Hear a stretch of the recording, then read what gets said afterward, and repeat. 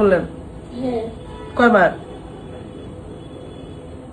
আগে একবার করছিলাম, তারপরে আরেকবার করছিলাম, তারপরে আরেকবার করে এইবার মানে এতবার আল্ট্রাসাউন্ড কেন করছেন, কি জানার জন্য?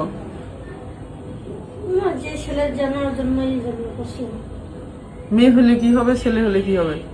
আর আর ছেলে হলে হচ্ছে ভালো হবে, আর মেয়ে হলে আমার খুব কপালে দুঃখ। কেন? এটা বলতে পারবো না তো। এটা প্রথম না বাচ্চা, তাহলে কেন দুঃখ?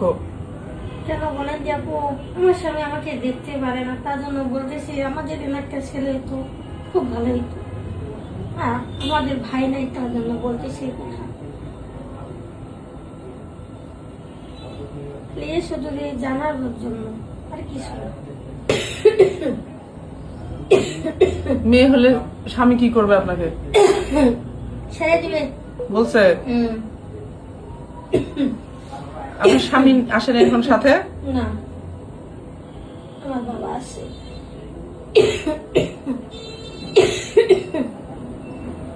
আচ্ছা।